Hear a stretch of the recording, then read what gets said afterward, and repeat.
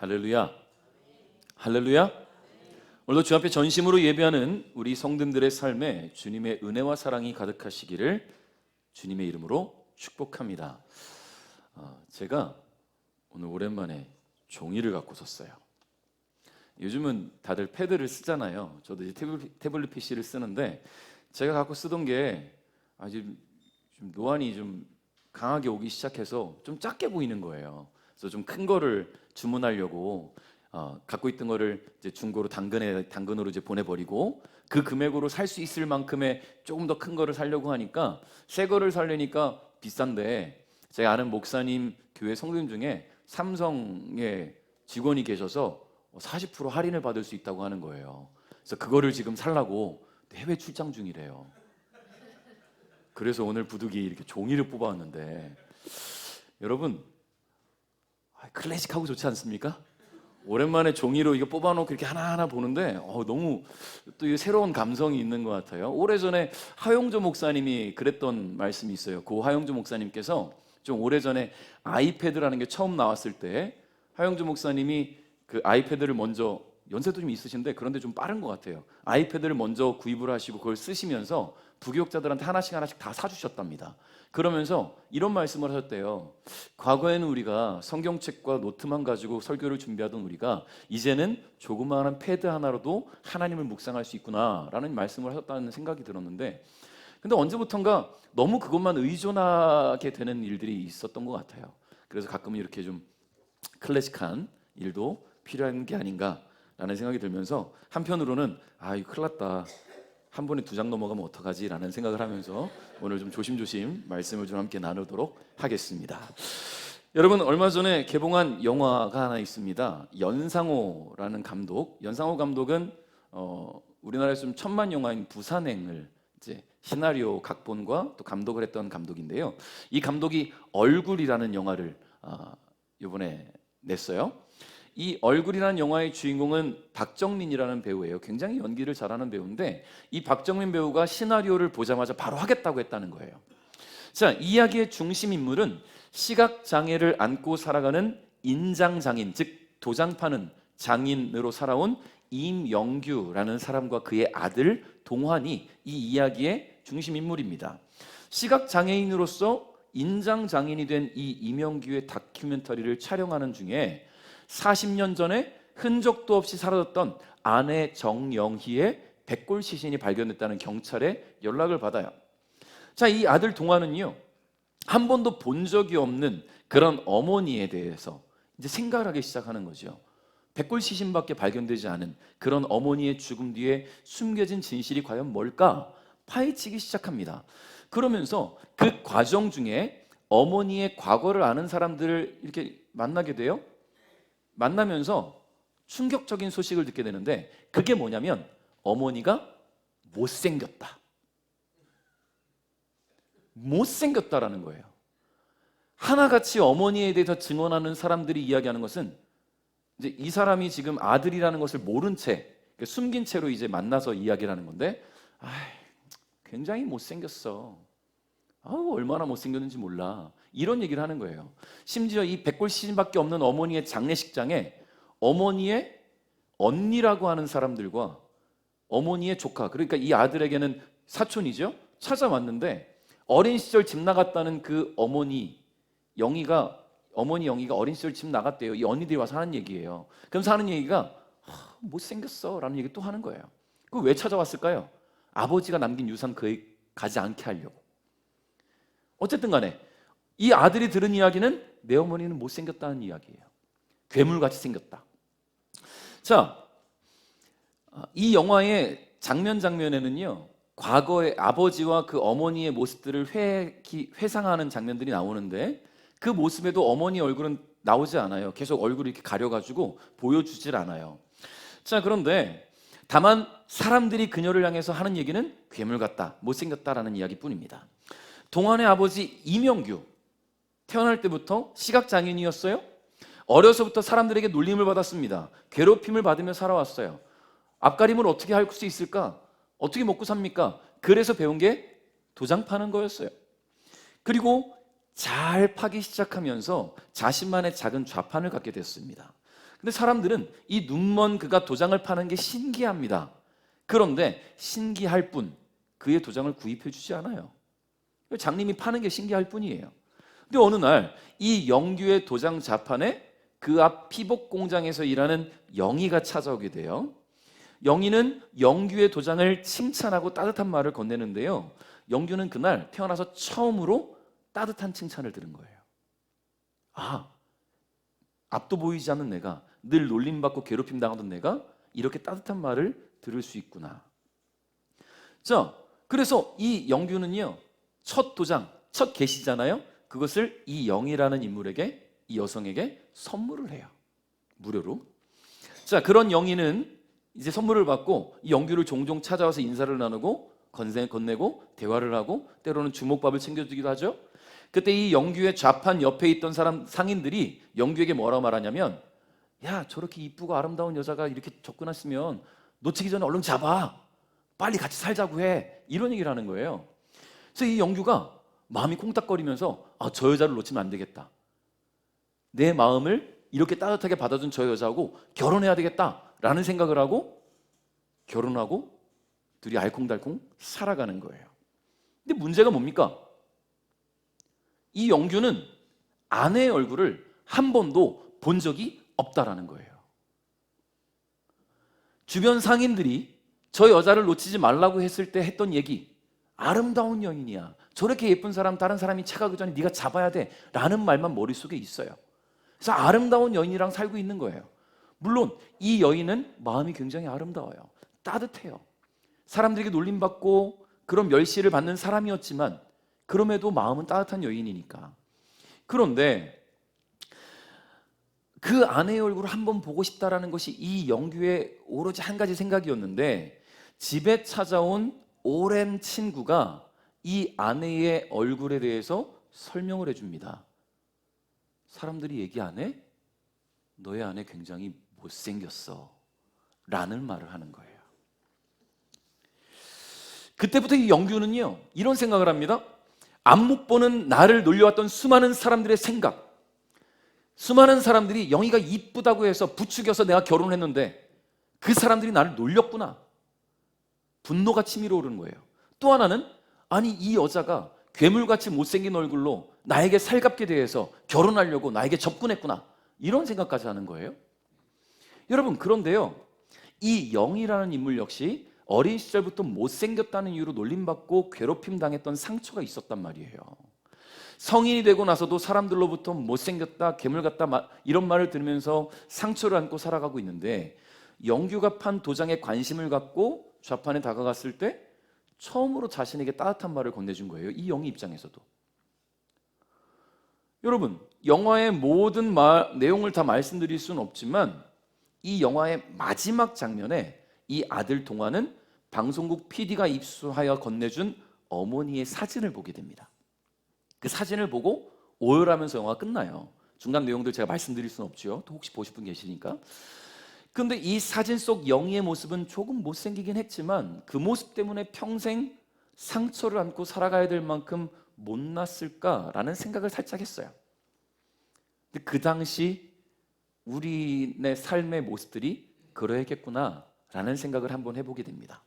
여러분, 우연히 본 영화였지만요, 이 영화를 통해서 제가 한 가지 생각해 본 게 있어요. 이 영화 얼굴이라는, 이 얼굴이라는 것에 대한 근본적인 질문인데요, 타인의 얼굴과 내가 보는 얼굴, 그리고 내가 믿고 있는 얼굴에 대한 내 생각은 과연 무엇일까? 과연 어느 것이 진실일까에 대한 이야기입니다. 여러분, 시각장애인 영규와 못생긴 얼굴의 영이라는 인물, 다르다는 이유로, 남들보다 부족하다는 이유로 놀림과 괴롭힘의 대상이 되고 그것이 상처가 되어서 평생을 고통 속에 살아야 했던 이 사람들이 서로의 그 상처들을 모른 채 따뜻함만 가지고 결혼을 했잖아요. 그런데요, 이런 생각을 해보는 거예요. 볼 수 없었던 영규잖아요. 태어나서 한 번도 본 적이 없는 사람이에요. 그런데 한 번도 본 적이 없는데 이쁘다는 개념을 어떻게 가졌을까? 못생겼다는 개념을 어떻게 가졌을까? 여러분, 어떨 것 같아요? 결국 사람들의 말이 그에게 반영되는 겁니다. 사람들의 말이.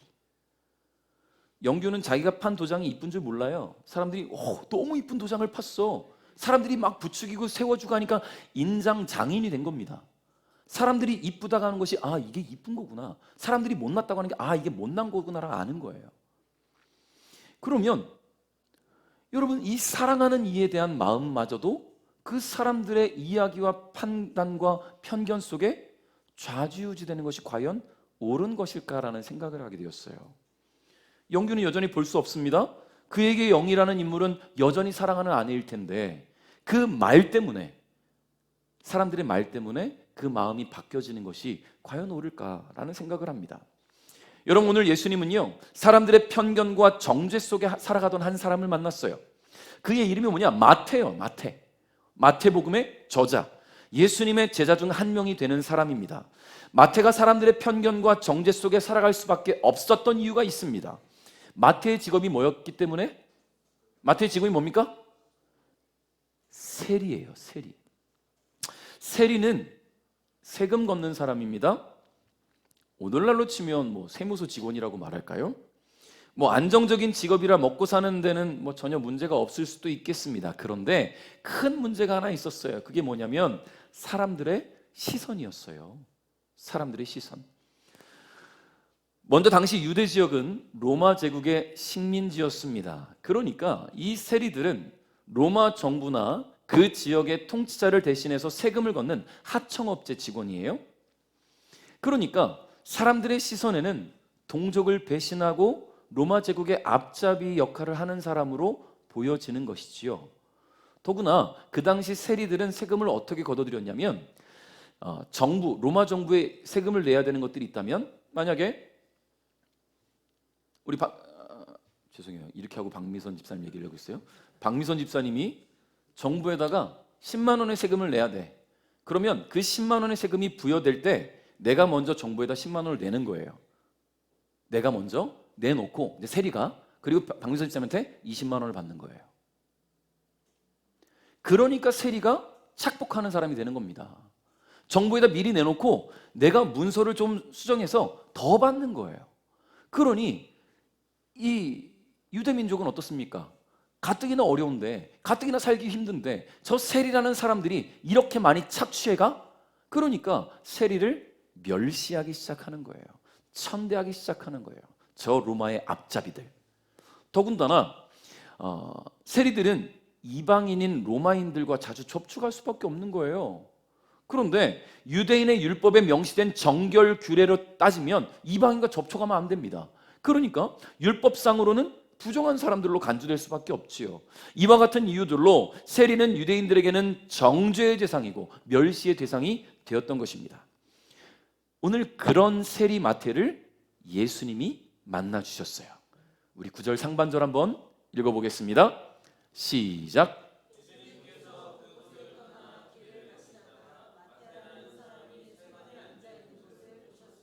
아멘. 자, 여러분, 이런 질문 한번 드려볼게요. 여러분들이 오랜만에 시장에 나왔어요. 시내 나와가지고 시장 보려고 나왔는데 이게 문화의 거리를 쭉 걸어가는데 시장 한복판에, 길은 문화의 거리가 넓진 않잖아요. 진짜 꼴보기 싫은 사람이 서 있는 거야.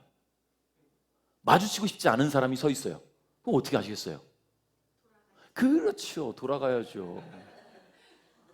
보기만 해도 꼴보기 싫은데 어떻게 그 앞을 지나갑니까? 혹시라도 아는 척하면 어떻게 해? 돌아가야죠. 여러분, 세리들은 보통 자리에 앉아 있으면 사람들이 꺼렸어요. 돌아가고 싶었어요. 왜요? 아까 얘기했잖아요. 내 세금을 착복하는 사람, 착취하는 사람, 저 악한 인간들. 그러니까 세리가 있으면 돌아가고 싶은 거예요.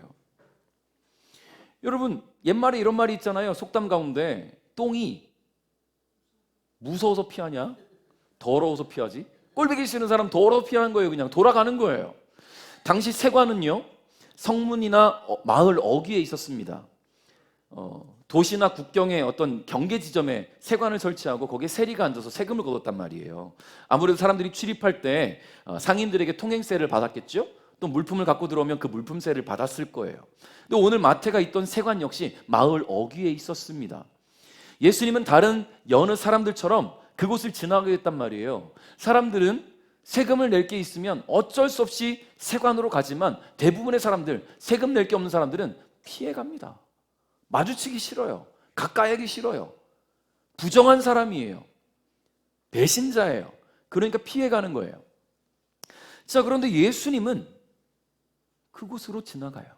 심지어 마태에게 다가가셨습니다.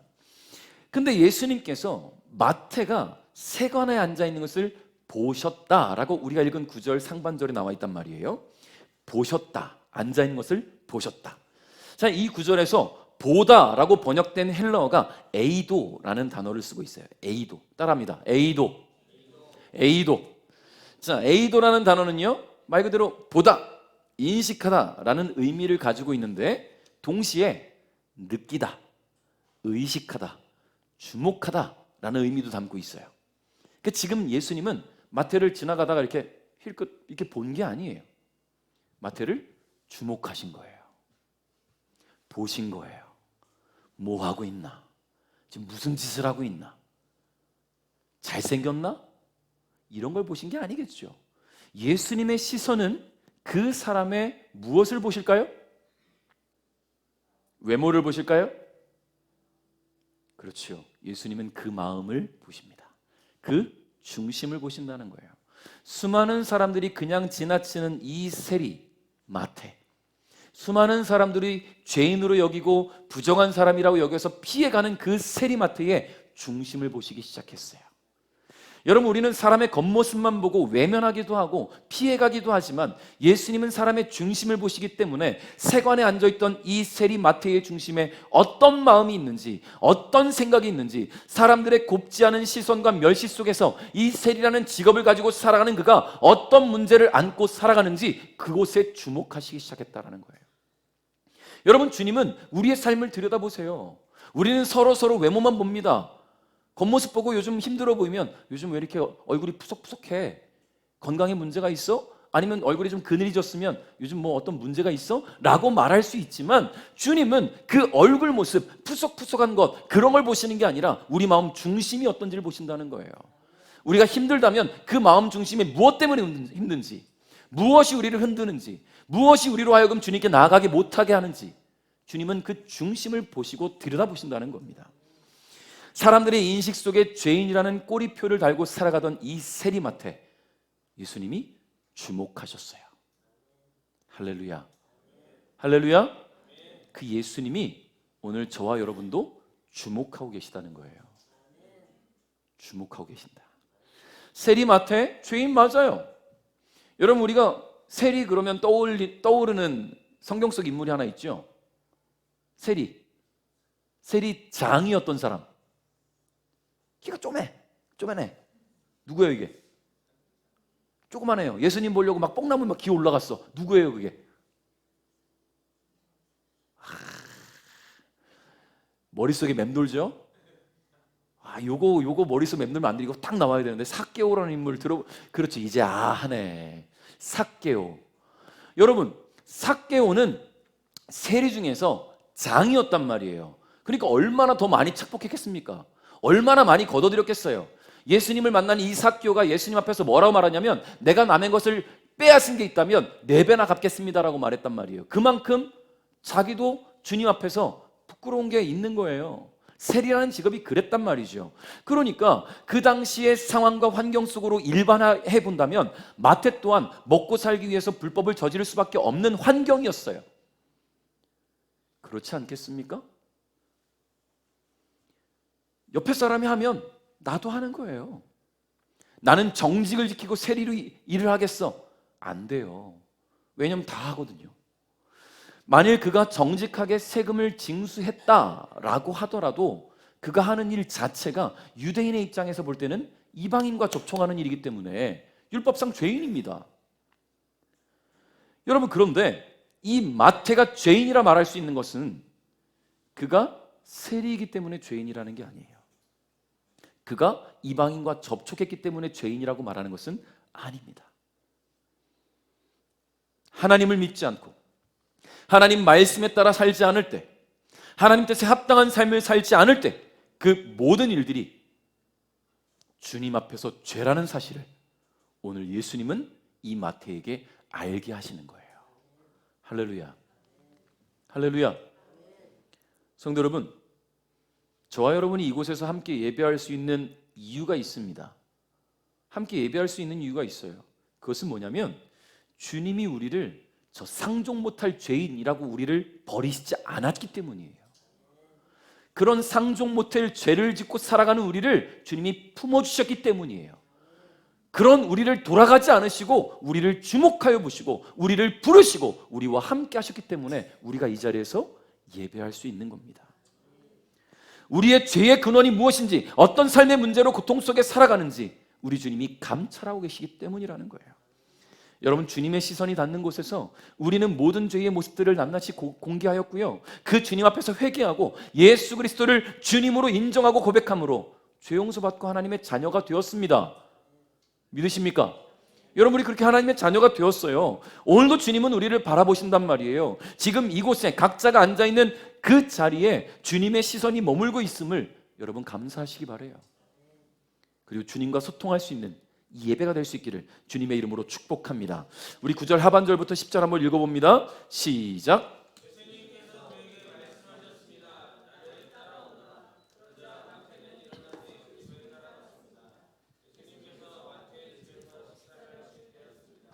많은 세리들이 죄인들이 와서 예수님과 제자들로 더불어 함께 식사를 하고 있었습니다. 아멘. 자, 우리 서두에 말씀드렸던 영화 얼굴의 두 주인공, 얼굴이 공개됐던 영규라는 시각장애인 주인공과 얼굴이 공개되지 않은 그 아내 못생긴 영이라는 인물, 외로운 삶을 살아가는 사람들이겠죠. 그렇죠? 얼마나 외롭습니까? 영규는 시각장애인으로 평생을 놀림과 괴롭힘 속에 살아왔고요, 이 영이라는 인물도 못생겼다는 이유로 가족마저도 싫어하는, 가족마저도 되게 좀 배척하고 꺼려하는 그런 인물이었기 때문에 어린 시절 집을 나간 거 아니겠어요? 그러니 사람들과 어울릴 수 없을 만큼 자존감이 떨어진 그들은 서로에게서 따뜻함을 느꼈습니다. 함께 살아가며 서로에게 위안과 위로를 느끼게 된 거예요. 여러분, 외로운 사람들은요, 자신들만의 울타리를 만들고 그 안에서 행복을 찾으려 합니다. 예수님 당시에 그런 부류의 울타리가 몇 대 있었겠지요? 문둥병자 무리가 있습니다. 문둥병자들은요, 마을에서 쫓겨났어요. 부정한 질병이라 해서, 없는 질병이라 해서 마을에서 쫓겨났습니다.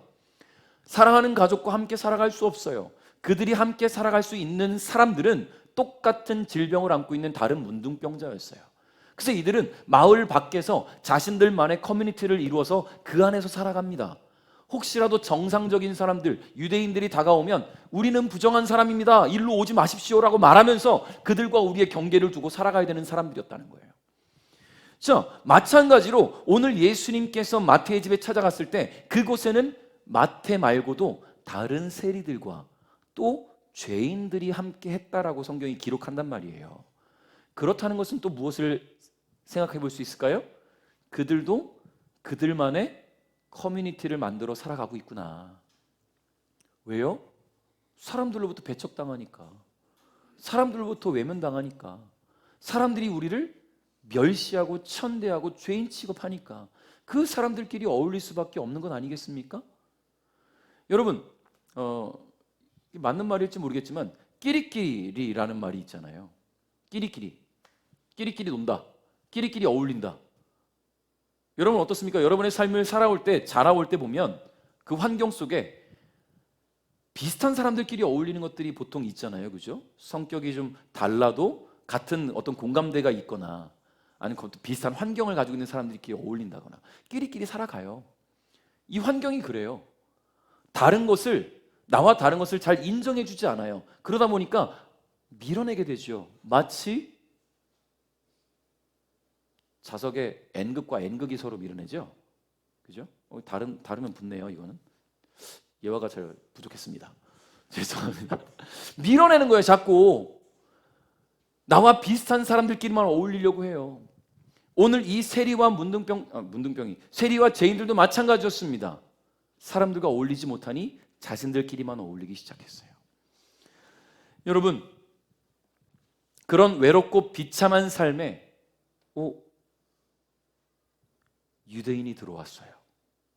세리와 죄인들 뿐이었던 그 커뮤니티에 예수라는 이름의 청년이 발걸음을 함께 해준 거예요. 여러분, 놀라운 그들의 삶의 변화가 있었던 겁니다. 그 누구도 그들의 삶에 다가오지 않았어요. 누구도 그들에게 따뜻한 말을 건네지 않았어요. 누구도 그들과 함께 식사하기를 즐거워하지 않았어요. 그리고 오늘 예수님은 그 누구도 마태에게 건넨 적이 없었던 말씀을 하십니다. 그게 뭐냐? 나를 따라오너라. 할렐루야. 나를 따라오너라. 사람들은 마태와 마주칠 일이 있으면 이렇게 얘기했겠죠. 저리 가. 내게서 멀어져. 아니, 그 말조차도 싫어서 돌아갔을 거라니까요. 근데 오늘 예수님은 마태에게 나를 따라오너라 라고 말씀하셔요. 여러분, 그 말씀에는 아주 깊은 의미가 담겨 있습니다. 내가 너와 교제하기를 원한다. 내가 너와 소통하기를 원한다. 내가 너와 함께하기를 원한다. 이런 말씀이 그 안에 담겨 있다라는 이야기예요. 그렇게 마태는 앉아있던 세관에서 일어나서 예수님을 따라갑니다.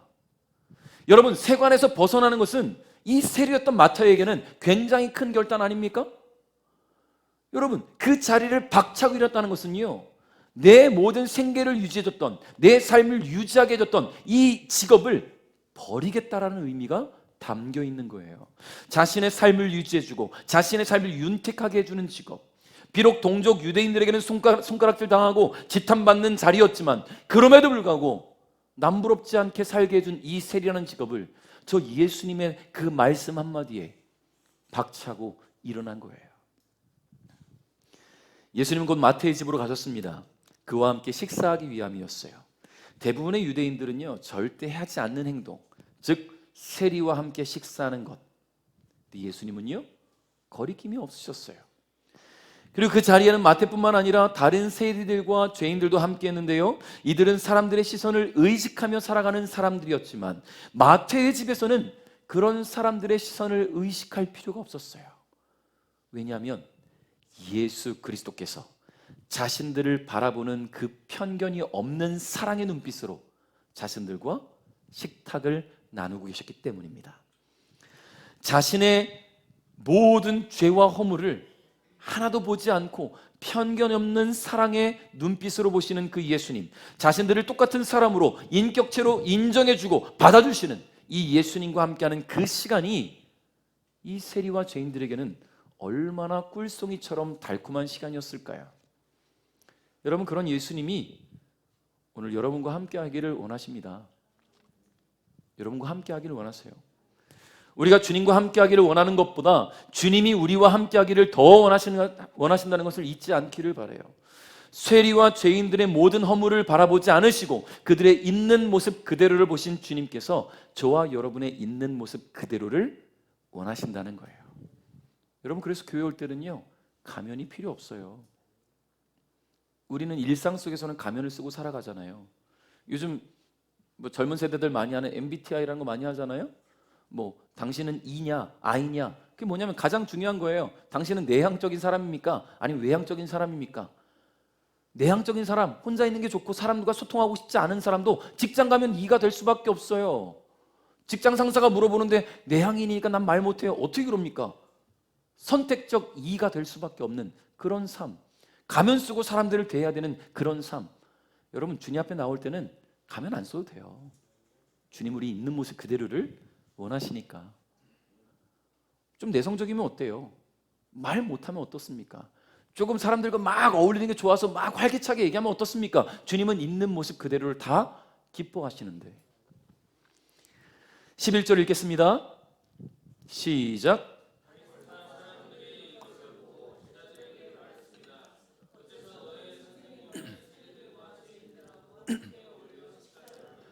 아멘.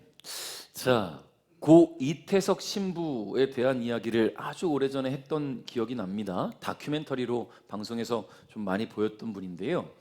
자, 이 이태석 신부님인데요. 이 신부님은 천주교의 신부이자 의사였어요. 신부로 뭐라고 할까요? 신부로 이제 목사가 안수받는 것처럼 뭐가 있겠죠. 아무튼 신부가 되고 나서 남수단, 아프리카 남수단의 톤즈 지역으로 발령을 받고 그곳에서 헌신적으로 봉사하며 살아갔던 분입니다. 가난과 전쟁 속에 버려진 이들을 위해서 온 삶을 바치셨어요. 그래서 톤즈의 아인슈타인이라고 불렸다고 하죠. 내전과 가난 때문에 병원도 없었고요, 의사도 없었고요, 약도 거의 없었던 그런 남수단의 톤즈에 발견된 이 이태석 신부는요, 작은 진료소를 세우고 하루에도 수십 명의 환자들을 진료합니다. 아이들에게 교육의 기회를 주기 위해서 학교도 세웠어요. 그리고 소년 브라스 밴드를 만들어서 아이들에게 꿈과 자존감을 심어주기도 했지요. 이 톤즈에서 이태석 신부에게 교육을 받고 꿈을 키운 아이가 한국에 와서 의사가 된 케이스도 있어요. 방송에서 봤거든요. 2008년에 한국에 잠시 귀국했다가 대장암 말기 진단을 받습니다. 투병을 하게 되었어요. 그 와중에도 나는 톤즈의 주민들을 위해 돌아가야 됩니다라고 말을 했다는 거죠. 그만큼 그곳 사람들을 사랑했던 분입니다. 울지마 톤즈라는 다큐멘터리에서 보니까 이 톤즈의 주민들이 고 이태석 신부의 사진만 봐도 막 눈물을 흘리고 오열하는 모습을 볼 때 참 마음이 울컥했던 기억이 나요. 여러분, 이 고 이태석 신부 어떻게 톤즈의 사람들을 위해 헌신할 수 있었을까요? 그는 어떻게 해서 자신의 인생 전반을 그들을 위해 희생할 수 있었을까요? 결론은 하나입니다. 그 사람들을 사랑했기 때문이에요. 할렐루야. 사랑이 커지면 커질수록 더 주고 싶어지죠. 그 상대방의 부족함을 채워주고 싶어지죠. 그가 갖지 못한 것들을 메워주고 싶어지죠. 그것을 긍휼이라고 하는 거예요. 여러분, 긍휼이라는 것을 보통 우리는 불쌍히 여긴다라고 생각하는데 긍휼의 마음과 불쌍히 여기는 것은 다릅니다. 긍휼의 마음은 사랑에서 비롯되는 거예요. 긍휼의 마음은. 여러분, 불쌍히 여기는 것, 우리가 길 가다가 강아지가 깨갱깨갱 하는 것만 봐도 불쌍할 수 있어요. 못 먹고 구걸하는 사람 보면 불쌍한 마음 가질 수 있어요. 그 불쌍한 마음이 있다고 그 사람 사랑하는 게 아니에요. 근데 긍휼의 마음은 사랑에서부터 비롯된다는 것입니다. 여러분, 예수님은 죄인을 사랑하셨어요. 저와 여러분을 사랑하셨단 말이에요. 말로만 표현하는 사랑의 개념이 아니라 그 온 삶을 내던지시는 실천적 사랑이셨습니다. 예수님은 하나님과 단절되어서 죄로 물들어 버린 인간들, 즉 우리들을 위해서 하늘의 영광을 버리시고 이 땅에 오셨습니다. 아무 죄도 없으신 하나님의 아들이 우리를 대신해서 십자가에 달려 못 박혀 돌아가시기까지 그 사랑을 보여주셨지요. 예수님의 사랑은 죄인된 우리를 향한 긍휼의 마음이셨어요. 주님은 늘 하나님과 단절되었던 죄 가운데 살아가던 사람들, 외면당하고 수혜당한 사람들, 질병 속에서 그 고통 속에서 신음하는 사람들, 그리고 말씀이 없어 방황하는 사람들을 보실 때마다 뭐라고 말씀하셨느냐? 목자 없는 양 같아서 불쌍히 여기셨다라고 말씀하죠. 성경은. 예수님은 마태와 함께한 그 다른 세리들과 죄인들도 긍휼히 여기셨어요. 그들을 위해 최선을 다해 마음을 여셨고요, 그들의 삶의 문제들을 들어주셨고요, 그들의 있는 모습 그대로를 받아주셨습니다. 바리새인들은 그런 예수님이 미운 거예요. 자신들은 정죄했던 그 사람들을 예수님이 받아주는 것이 너무나 싫었습니다. 그래서 예수님을 정죄하려 합니다. 예수님은 오히려 그들에게 하나님의 마음을 알게 하시지요. 12절, 13절 말씀 한번 읽어볼까요? 시작.